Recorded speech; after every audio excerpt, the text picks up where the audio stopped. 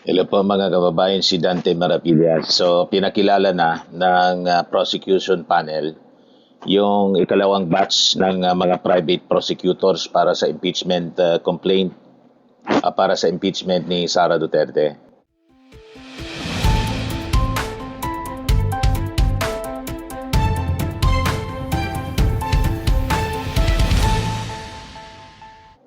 Ayan po. Ang mga ikalawang batch na mga abogado, kilala na natin yung iba, si Attorney Chudorte, yung chairperson ng FLAG, Attorney Rinaldo Robles ng Chan Robles Associates, si Attorney Arnold Labay, CPA, lawyer siya, Chan Robles and Associates.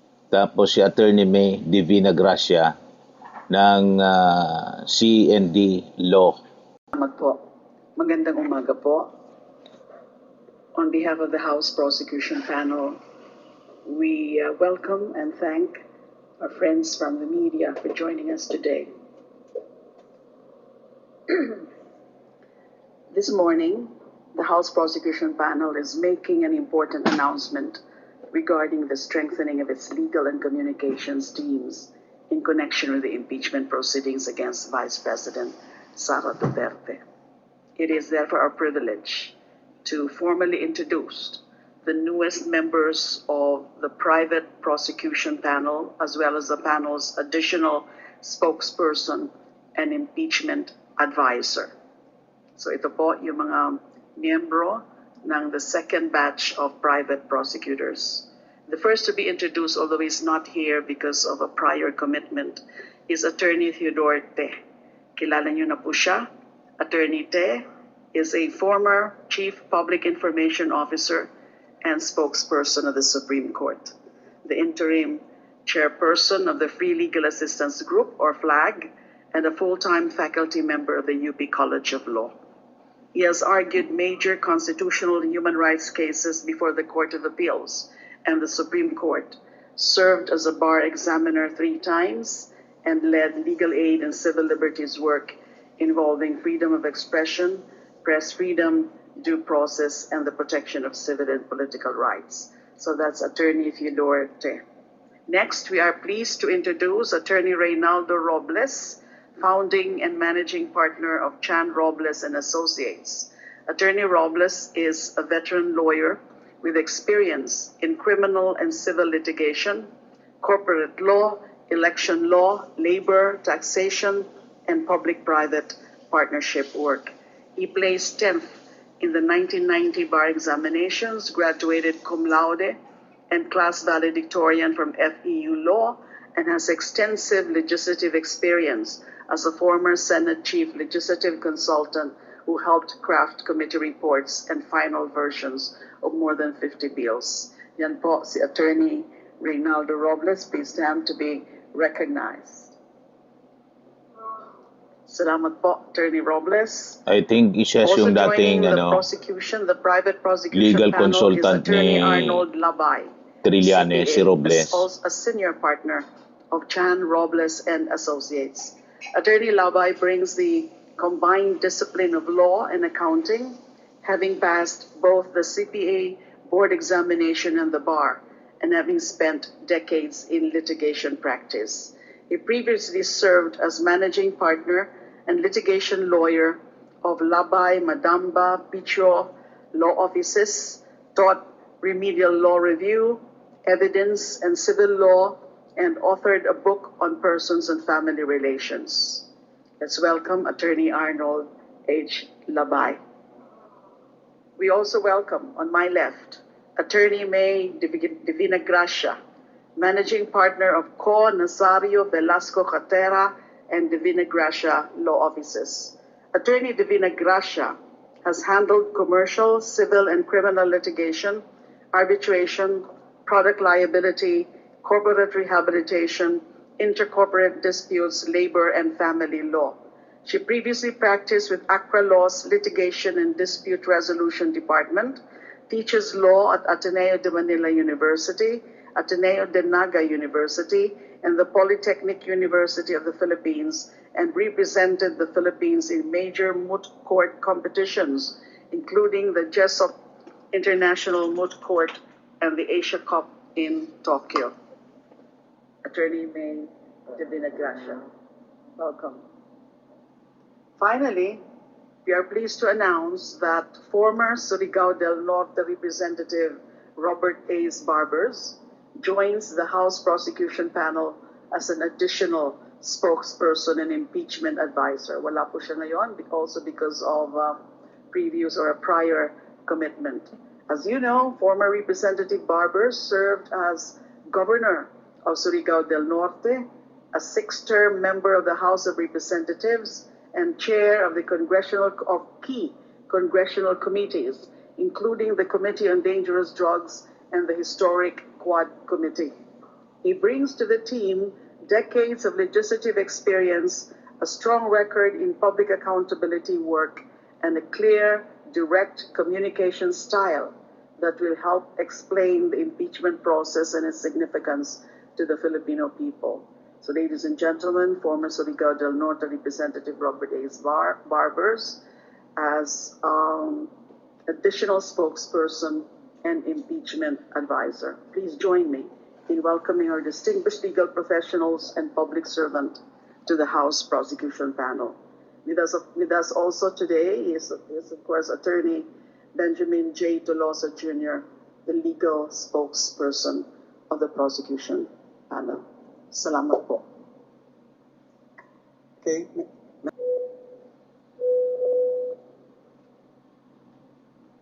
Umaga po sa ating lahat. I am proud to be here beside the new private prosecutors that we have introduced this morning. Yung karamihan po sa kanila ay nakasama ko na sa iba't ibang mga korte, either as co-counsel or I have observed them appear in court in various court proceedings. And I am very certain that they will be bringing a lot of expertise to the prosecution in the coming days. So I'm very thankful that my colleagues are here this morning, and I look forward to working with them in the coming trial. Yun lang po, we are ready to answer questions. Thank you. Labay?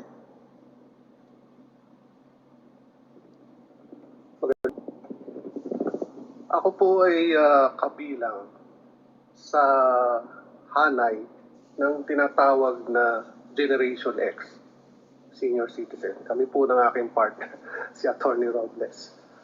At alam ko po na marami sa aming henerasyon ang nababahala sa mga nangyayari na maraming nagpapakalat ng mapanira at mga mapanirang fake news. Kung kaya sa impeachment proceedings po na ito, iniimbita po natin ang sambayan ng Pilipino na makinig, manood, at maging mapanuri upang sila po mismo sa sarili nila malaman nila kung ano yung totoo. Sapagkat sa dulo naman po lahat ng ito, kami po sa prosecution panel, ang nais lang naman po namin ay manaig ang katotohanan at makamit ang hustisya. Salamat po. Si Atty. Robles. Magandang umaga po sa inyong lahat.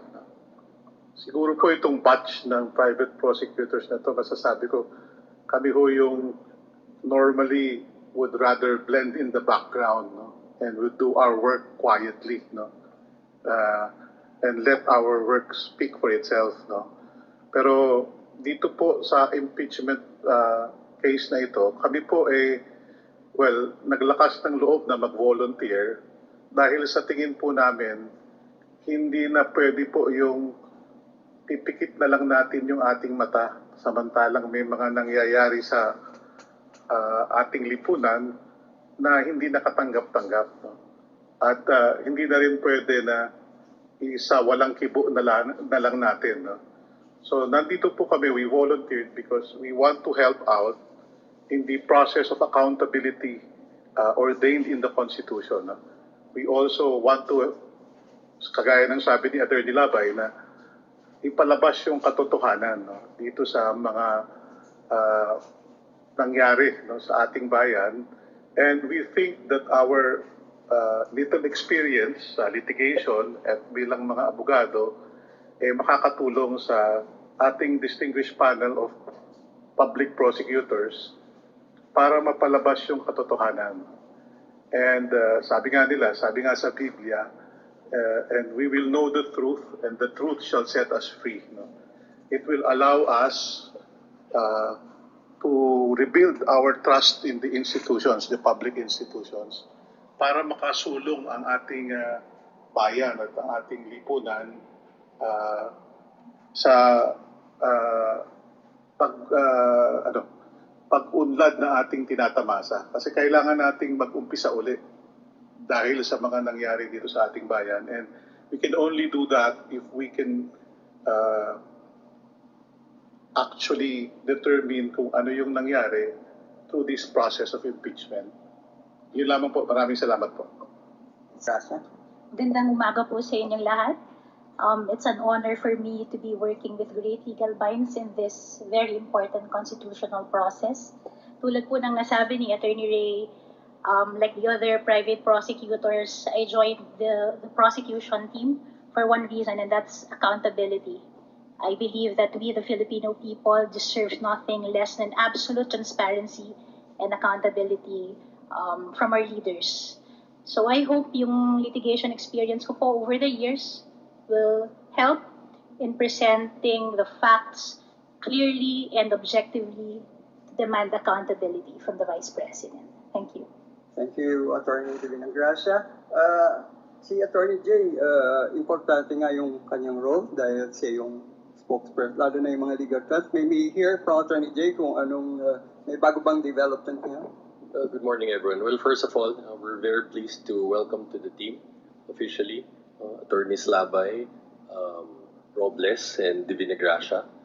And I'm honored to serve alongside distinguished litigators, of course, together with the public prosecutors. And I'm not sure if I'll be allowed to take questions later after this so that I could give updates if necessary. Okay, thank you. Good morning po. For Kongs De Lima and Jokno, the Vice President po invoked freedom of expression and the lack of proof that she contracted an assassin, as well as confidentiality of bank records and the AMLAC reports in her reply to the articles of impeachment. Ano pong masasabi niyo doon? Thank you, Tina, for that question, but I'm afraid that we cannot really dwell on that as extensively as we would, because that's already touching on the merits. As part of the defense of the Vice President, alleged freedom of expression and then the alleged confidentiality of BIR tax records. But we, of course, espouse the contrary view, but we'd rather that we articulate on this in due time before the impeachment court. Kasi po, malinaw naman po sa patakaran ng Senate Rules of Procedure on Impeachment Trials that prosecutors, just like senator judges, ay hindi po pwede mag-comment on the merits ng kaso. Ang pwede lang po namin ay yung procedural and magbigay ng updates, ng status of the case, but not dwelling into the merits of the case. Kasi depensa na po nila yan. Yung tungkol sa alleged freedom of expression that is related to the Article 4 on contracting of an assassin, grave threats, and inciting to sedition. And then yung tungkol naman po sa BIR tax records, that would be part of Article 2, unexplained wealth. Although po, as you recall, ay kasama na po yan sa mga naging proposals ng prosecution for the consideration of the defense and also the impeachment court tungkol sa pagbubukas ng BIR box na yan. Pero ang hinihiling lang naman namin ay yung pagbubukas ng BIR box na yan kasama yung kanyang mga laman para makita na yung laman, yung contents, magkaroon ng inventory at markahan na bilang ebidensya. Wala pa po dyan yung admissibility, wala pa dyan yung relevance, wala pa dyan yung evidentiary weight or probative value.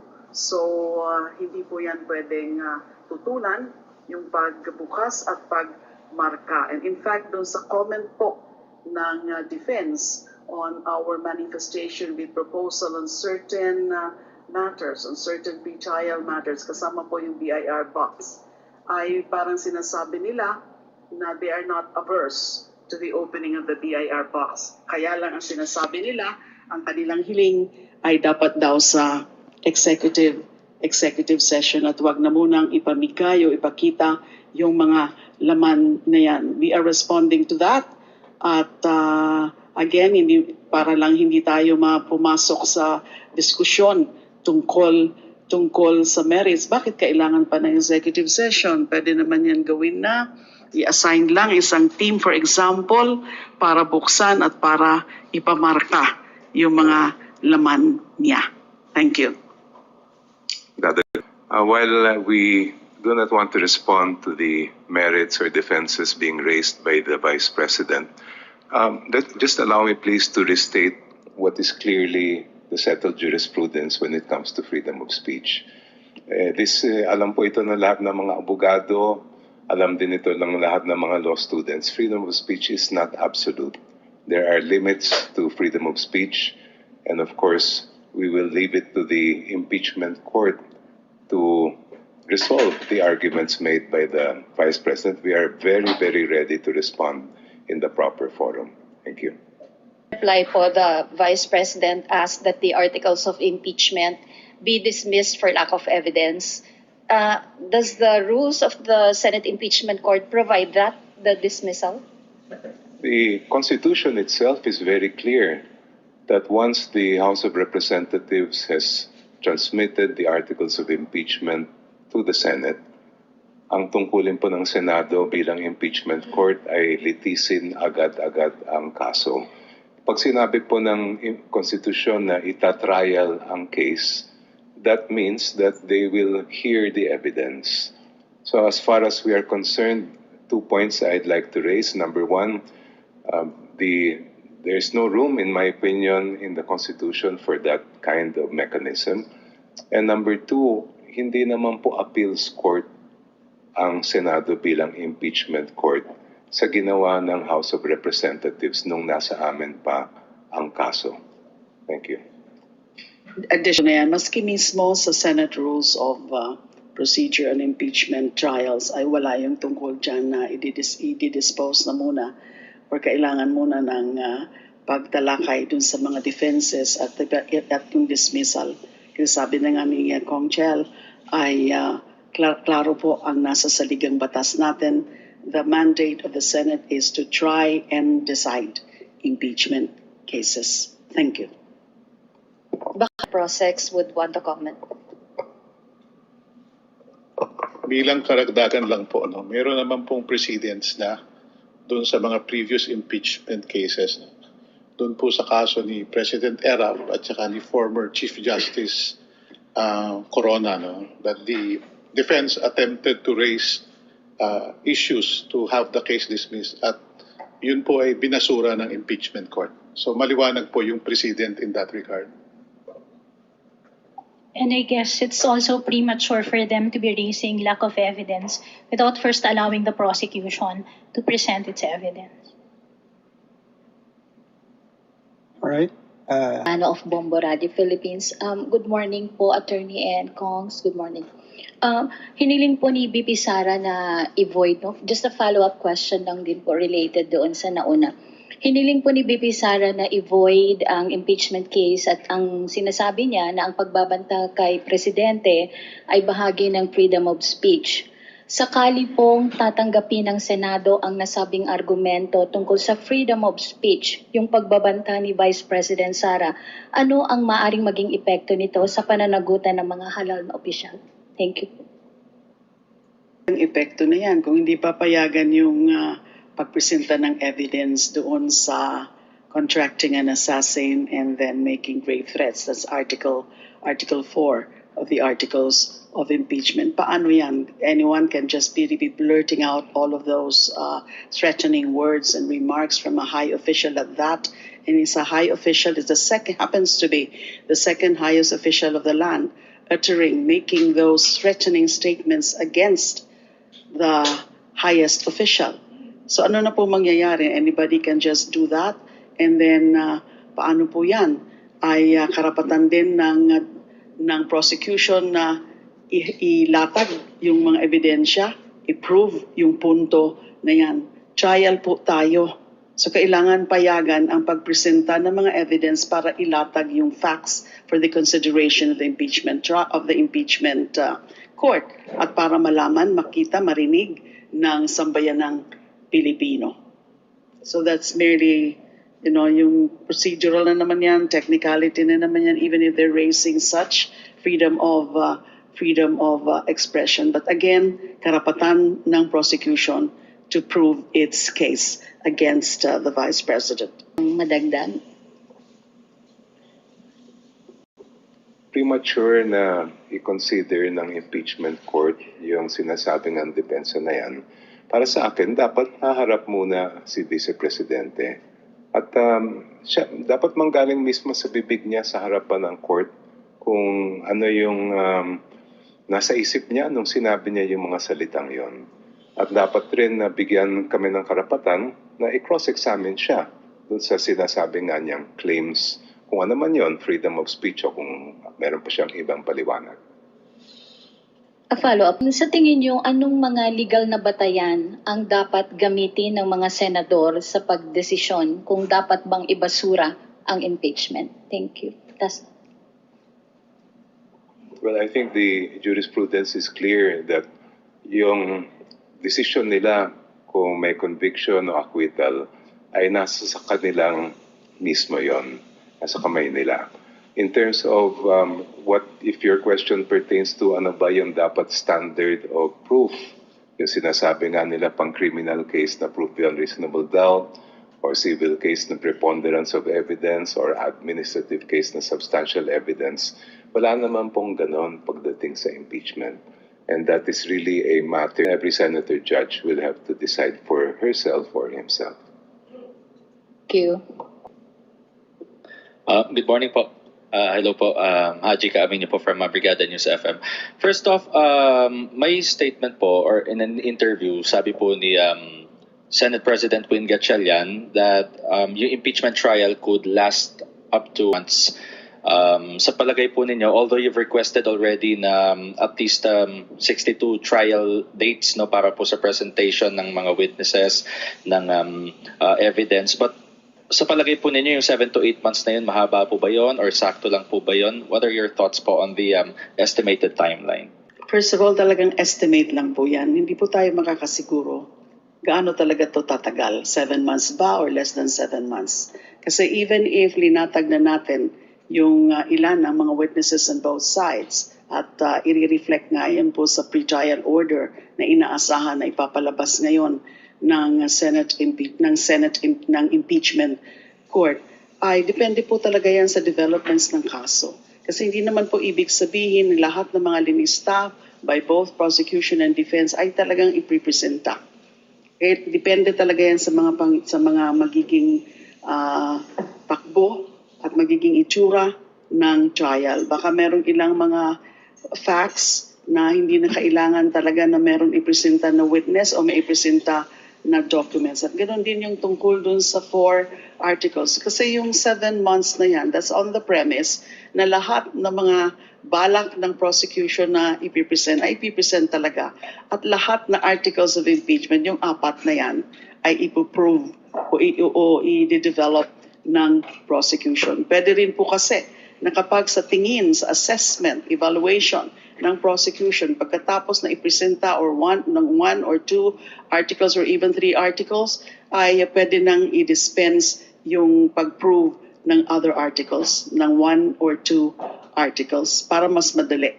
Kung sa tingin namin ay malakas na para makasecure ng conviction. And if that happens, then necessarily, shorten yung trial period. Thank you. But just to follow up on that po, pero kung kayo po yung tatanungin, would it be better kung mas mapapabilis po yung usad ng trial? Like for example, yun nga po, masunod yung 2 or 3 witnesses per day.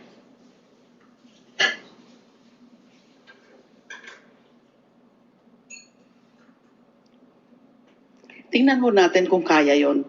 Again, depende yan. Kasi syempre may mga witnesses na medyo mahaba ang kanilang testimonya. So baka sa isang araw lang yan, kasama na yung cross-examination. Pero meron mga witnesses na hindi naman ganun kahaba and therefore pwede talagang i-present 2 o 3 sa isang trial date. Again, it depends really on the nature of the testimony and on the witness. Ay kung ilang araw, isang araw lang ba, isang witness o several witnesses, 2 or 3 witnesses per trial date. So depende po yan. Thank you. Okay. Last questions po natin. I think sabi niyo nga po kanina, most of you will work in the background nga po. Pero sa palagay po ninyo, paano po expertise po ninyo doon sa case against the Vice President? Kasi I understand, parang may CPA po yata sa inyo. Like for example, pwede po ba siyang magamit pagdating doon sa usapin ng unexplained wealth or sa confidential funds? Salamat po. Opo, sagot sa katanungan, magagamit po yan. Hindi lang naman po ako yung CPA. May mga kasama po rin tayo sa private prosecutors na CPA din po. Salamat po. May announcement po si Dilima. Pong i-announce that aside from being the legal spokesperson, ay kasama rin po sa private prosecutor si Attorney Benjamin J. Tolosa Jr. Siya po ay actually na-introduce na po siya dati as legal spokesperson and now we're introducing him also as a private prosecutor. Attorney Tolosa is the founding and managing partner and head of the litigation and dispute resolution practice of the Tolosa Lim and Chua law firm, where he leads a team of over 25 lawyers handling complex and high-stakes disputes. He held in-house legal positions as legal counsel of the leading Fortune Global 500 multinational corporations Philippine affiliate and as general counsel of a regional conglomerate engaged in the retail and distribution of premium global brands. Siya po ay former senior associate of Accra Law, representing major corporations, senior executives, and public officials in complex and high-value disputes. Ang mga recognition po kasama po yung the prestigious Asia Law Profiles and Legal 500 Asia Pacific have consistently recognized Attorney Tolosa as a recommended lawyer and key partner for litigation and dispute resolution. Under Attorney Tolosa's leadership, the firm's litigation and dispute resolution practice has earned recognition from Legal 500 Asia Pacific, Asia Law Profiles, and Benchmark Litigation, and has received Asian Legal Business Boutique Litigation Firm of the Year awards on multiple occasions. Ang kanyang educational background po, he obtained Bachelor of Laws, University of Santo Tomas, ranked among the top 10 of a graduating class of 145. Bachelor of Arts, major in Legal Management, University of Santo Tomas, and recipient of the Outstanding Thomasian Award from the University of Santo Tomas Law Alumni Foundation, Inc. So sa puntong ito po siguro pwede nating pakinggan si Attorney Tolosa and magbibigay din po siya ng certain updates. Thank you. Thank you, Congresswoman Laila. So I think some of you may already know me since I was introduced last week as a legal spokesperson. So now with the formal introduction as part of the prosecution team as well, no? So I'm also honored to serve in this capacity again, together with the honorable public prosecutors and respected other private prosecutors. So I also just wish to quickly clarify, that although it was stated that I'm a managing partner of my firm, I'm participating in this proceeding strictly in my personal capacity. And as I've mentioned last week, as a trial lawyer, I've found it meaningful opportunity to place my experience in the service of this important constitutional process. Maybe, as mentioned by Kong Lale, I could give some updates about the case as well. So as everyone knows already, the pre-trial conference has officially concluded last Thursday. So under the rules, the impeachment court has 10 days to issue a pre-trial order. But of course, they don't need to exhaust that entire period. So we're expecting to receive that pre-trial order sometime soon, but definitely before July 6. And after the issuance of the pre-trial order, parties will be given an opportunity to file motions for the correction of the pre-trial order if necessary. So now, the only pending incidents are the requests that we filed. Some of them we've tackled already.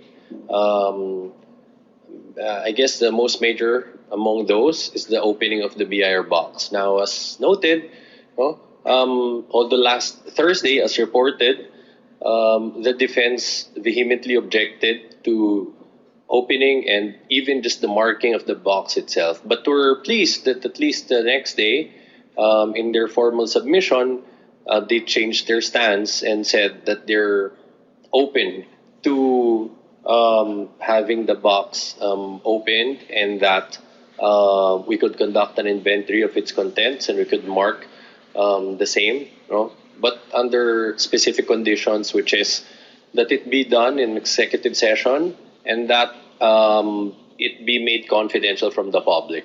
So it should not be released from the public. That's one of the conditions that they've stated. Now, just so not to belabor the point and so that it may not cause any delay, we will leave it to the discretion of the impeachment court with respect to those conditions. But insofar as we're concerned, we would like to take that as a positive step towards transparency, at least now compared to their original stance of not even allowing us to market. Now at least we will finally be able to see the contents of that BIR box. Thank you, Attorney Codasa. I don't have the estimate now, pero tama ka, wala namang limit. So discretion uli po yan ng prosecution kung ilan ang private prosecutors na magpapatulong sa presentation of the evidence. Gusto ko lamang pong idagdag na hindi naman po unusual o hindi pangkaraniwan yung request ng participation ng private prosecutors. Sa ordinaryong korte po, ginagawa po ito. May mga kaso, lalo na yung complex litigation, that private prosecutors are allowed by public prosecutors to appear and to participate actively in the prosecution of cases. In the impeachment case, I think we have listed 60. We asked for 62 trial dates, supposedly for 62 witnesses. So imagine nyo po yung preparasyon na kailangan to prepare 62 witnesses. So even if there are 15 or 20 or even 25 private prosecutors, madami pa rin pong trabaho na kailangan gawin kasi kailangan background checks, kailangan mag-i-review lahat ng dokumento, kailangan i-prepare yung witnesses or yung possible questions, i-research yung lahat ng pwedeng i-research. So hindi po madami yung 15 or 20. Kaya nga po nang nasabi nyo, in other impeachment cases, lampas pa ng 50 yung private prosecutors. Just to add, siguro ito hindi masyadong kabisado ng mga hindi abogado. Ang prosecution kasi para kang nagpapatayo ng bahay. Ang prosecution ang may burden to establish the basis for the charges. Ang defense naman, ang tungkulin nila ay i-demolish yung bahay. So kung yung analogy na yun ang gagamitin natin sa pagpapatayo ng bahay, maraming plano yan, maraming gagawin. Kailangan mo pa ng kontraktor, kailangan mo ng mga karpentero, mga master carpenter at iba pa. Ang pag-demolish ng bahay, madali lang yun. Ilan lang ang taong kailangan mo is wrecking wrecking crew at tapos na. So yung sa mga magsasabi na hindi handa ang prosecution kaya napakarami ang kinukuha nila mga abogado, hindi po totoo yun. Talagang nagkakaiba lang ang trabaho ng prosecution sa trabaho ng defense. On that note, may tanong pa. Mayroon pa kung gusto magbigay ng pahayag? I just wanted to add, it's also worth mentioning that in the pre-trial brief alone, the prosecution has listed, at least identified 56 witnesses, 56, 57 witnesses, and over 500 documentary exhibits. So we really need all help that we can get. Gusto ko rin i-include, no, the defense in fact listed or indicated that they have around 95 witnesses. Paghahandaan din po ng prosecution yan. So kasama sa trabaho po yan. Kuya, last na lang po, sorry. Tama po ba na hindi tayo papayag na hindi mabuksan yung BIR box because, also under the bank secrecy law, may exemption po sa batas, yung impeachment cases. And hindi tayo papayag dun sa an IRC lang, na executive session lang dapat. I-insist po talaga ng prosecution na kailangan mabuksan yung BIR box at makita yung kanyang contents. This is an impeachment case. This is a superior constitutional mandate at malaman talaga ang katotohanan, ano yung at maipoprove ng prosecution, ano yung importance or significance ng mga tax records na yan in relation to the issue of unexplained wealth, which is Article 2 of the Articles of Impeachment. We will definitely insist on that. Good afternoon. One last clarification lang po kay Attorney Jay. Kasi sabi niyo po kanina, even the inventory of its content, gusto po nilang under the executive session. Tama po ba? Ano po yung parang implications ito kung mismo yung pag-iimbentaryo ng nilalaman ay under executive session? So ibig sabihin po, hindi malalaman ng publiko kung ano yung laman ng box? That's correct. That's, as I mentioned a while ago, that's one of the express conditions that they indicated in their submission when they agreed to have the box open. So sabi nila, they changed their stance. They said, okay, we're agreeing now. Pwede na nating buksan yan. But again, conditions are executive session and dapat hindi isa publiko itong mga dokumento na to. Alright. On that note, Maganda, hindi malalaman ng publiko, hindi yan transparent. Di ba po, mga kababayan? But anyway, yan ang mga developments. Pero ang sabi naman po ni Congresswoman Laila de Lima, insist nila. At it's up to the impeachment court. Kung ano yung mga magiging desisyon dito, mga kababayan. So that's it. Tuloy na mga kababayan yung impeachment trial laban kay Sara Duterte. So ito yung kabang-abang. It will start on July 6, 2026. Abangan po natin. Papunta na tayo sa exciting part. Exciting part. Diba? Sa mga naghanap ng malinis and spacious fitness gym, pumunta lang po kayo sa aming Colosal Fitness Gym. We also offer Grab Car Rental with our brand new 2023 model ng Toyota Innova. We also accept booking for those who are planning to travel via PAL, Cebu Pacific, and other airline companies, local and international, and bills payment for Meralco bills, PLDT, Aleco bills, etc. Ang Colosal Fitness Gym is located at 3rd floor Security Bank Building, Landco Business Park, Legazpi City, Albay.